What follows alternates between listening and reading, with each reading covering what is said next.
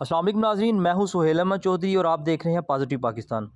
नाज़रीन, school education department ने पिछले साल की तरह इस दफ़ा भी गवर्नमेंट स्कूल्स में SBA यानी कि स्कूल बेस असेसमेंट लेने का फ़ैसला किया है और इस सिलसिला में जो शेड्यूल जारी किया गया है वो आपको अभी मोबाइल की स्क्रीन पर नज़र आ रहा है। उसके मुताबिक 8 मार्च 2023 तक तमाम स्कूल्स गवर्नमेंट स्कूल्स SBA यानी कि स्कूल बेस असेसमेंट को दिए गए पोर्टल पे लॉगिन होकर डाउनलोड करेंगे। और इस हवाले से जो आपको अभी शेड्यूल नज़र आया है उसके मुताबिक 31 मार्च को आपने रिज़ल्ट भी अनाउंस करना है। तो ये तरीक़ाकार क्या होगा, हम लॉगिन किस तरह से होंगे और पेपर किस तरह से डाउनलोड कर सकते हैं, इसका तरीक़ाकार क्या होगा, मेथोडोलॉजी क्या होगी, आज की इस वीडियो में मैं आपको कंप्लीट डिटेल्स बताऊँगा। तो ये वीडियो मुकम्मल देखिएगा ताकि आपको मुकम्मल तौर पे समझ आ सके और आप आसानी के साथ स्कूल बेस्ड असेसमेंट को डाउनलोड कर सकें। तमाम हेड्स और आईटीज़ नोट फरमा लें कि सबसे पहले आपने जो डिपार्टमेंट की तरफ से लिंक शेयर किया गया है उसको याद रखना है, जो अभी आपको मोबाइल की स्क्रीन पे भी शो हो रहा है। ये लिंक www.pecassessment.com अभी आपको मोबाइल की स्क्रीन पे शो हो रहा है। ये आपने किसी भी ब्राउज़र में ओपन करना है। इसे जब आप ओपन करेंगे तो आपने यूज़र नेम की जगह अपना EMIS कोड, जो भी आपके स्कूल का EMIS कोड होगा वो लगाएंगे और जो आपका पासवर्ड होगा वो पैक छोटे अल्फाज में पैक 787601, ये भी आपको अभी मोबाइल की स्क्रीन पे शो हो रहा है, ये आपने लगाना है। जब आप ये लगाएंगे तो लॉगिन हो जाएंगे। उसके बाद आपने एक दफ़ा पासवर्ड चेंज कर सकना है। लास्ट टाइम एक से ज़्यादा दफ़ा चेंज हो सकता था, इस दफ़ा सिर्फ एक ही दफ़ा चेंज कर सकते हैं। तो आइए बिला तख़ीर हम मोबाइल की स्क्रीन पर चलते हैं और जाके देखते हैं कि हम किस तरह से पेपर जनरेट करेंगे।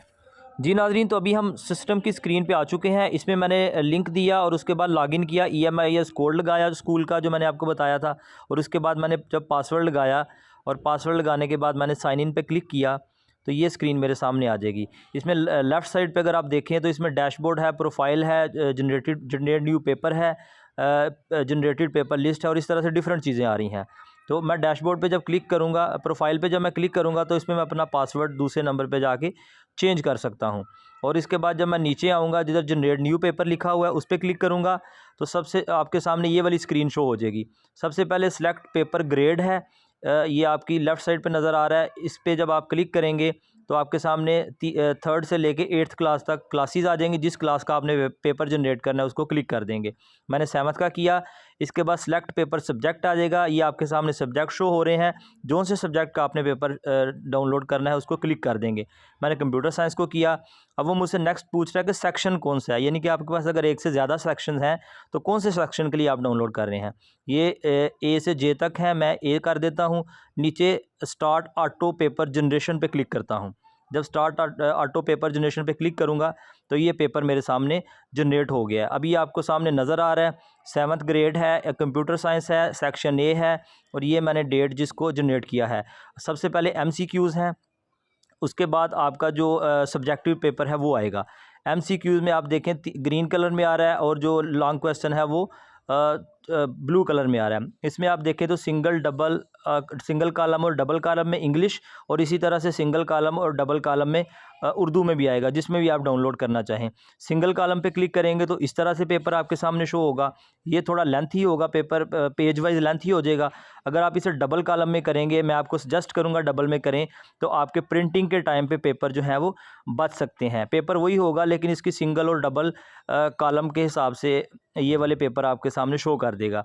इस तरह से करके ये मेरे पेपर जो हैं वो एक क्लास के एक सब्जेक्ट का जो पेपर है वो जनरेट हो चुका है। इसी तरह मैं जब सब्जेक्टिव टाइप पे जाके क्लिक करूँगा, इंग्लिश या उर्दू में जिस भी ज़ुबान में करना चाहूँ, तो ये स्क्रीन मेरे सामने शो कर देगी, यानी कि ये पेपर इस तरह से मेरे सामने शो कर देगा। ये आप देख सकते हैं पेपर आपके सामने शो हो गया सब्जेक्टिव टाइप का भी। ठीक है, ये मेरे सामने सिंगल पेज जो पेपर है वो आ चुका है। तो इस तरह से करके मेरे पेपर जनरेट होंगे। अभी दोबारा से मैं जनरेट पेपर पे क्लिक करता हूँ, वापस जाएंगे एक और करके ट्राई करते हैं। इसमें मैं क्लास सेलेक्ट करूँगा 6 क्लास का। मैं कह रहा हूँ कि मैंने इंग्लिश का पेपर डाउनलोड करना है। मेरे से वो सेक्शन पूछेगा, मैं सेक्शन इसका B कर देता हूँ और ऑटो जनरेशन पे क्लिक करूँगा तो मेरे सामने ये पेपर भी जनरेट हो गया। अभी आप देखें कि 2 पेपर आ गए, एक 7th का जो अभी मैंने 6 का किया वो भी सामने शो हो गया।